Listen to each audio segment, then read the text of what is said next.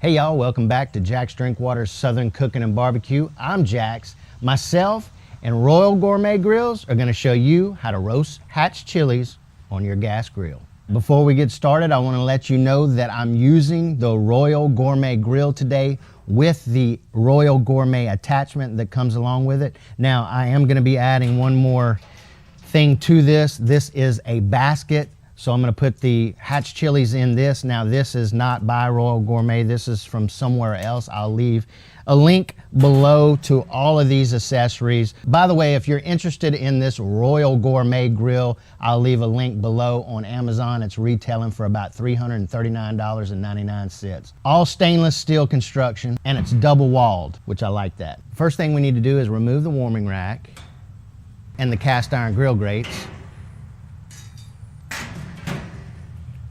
Let's open up our roasting basket. Just lay that here where you guys can see that. Now I got about 1.5 pounds of hatch chilies here. That's about how many you can roast at one time in this particular basket. You do want to leave a little bit of room in there so they can move around. All right, we're just gonna shut that up. Right, feed our little skewer through here just like so. And what I like to do is just kind of stick it in here real quick. And what we're going to try to do is keep this center. Does that look center? I think that looks center. So we'll lock it down.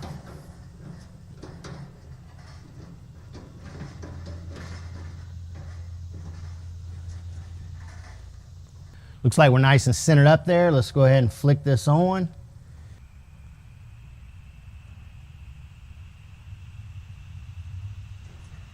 All right, looks like my counterweight's doing its job. We don't need to do any adjustments, so let's give it a switch on. We're gonna shut the lid. We're gonna let them ride and roast until they get nice and charred. We're literally only about 15 minutes in. Things are moving right along. I do want to mention that I took out 2 of those flavor bars that block out the flame. Not sure if Royal Gourmet recommends doing that, but I just wanted to see if I could get those flames to lick up there on these hatch chilies. So do that at your own peril. And I also have the lid open now. I went with the lid closed about 5 minutes, and for the last 10, we've had it opened. All right, we just cut the heat on this. Total cook time was about 18 to 20 minutes, let's say. So we're gonna open this up real quick, if I can do it without burning myself. We're just gonna remove these, and we're gonna put these all in a Ziploc bag, and then we're gonna seal it up. These things will be able to peel really easy.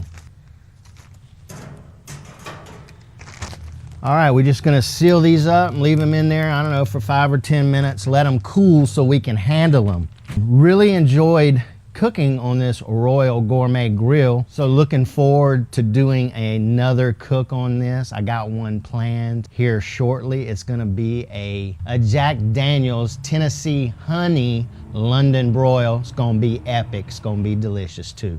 If you're not a subscriber, make sure you hit that subscribe button and hit the notification bell so you'll be notified when that video comes out. So our hatch chilies have cooled off enough where we can handle them. I'm not gonna do all these, I'm just gonna show you one, but the skin should peel off pretty easily.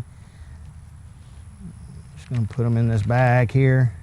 You wanna make sure you remove that skin. If you feel like you wanna remove the seeds, you could kind of slice them up and de-seed them. But yeah, the skins just pull right off. So what I like to do with these is, after I take the skins off of all of them, I usually just put them in a Ziploc bag and I freeze them, and then I take them out as I need to.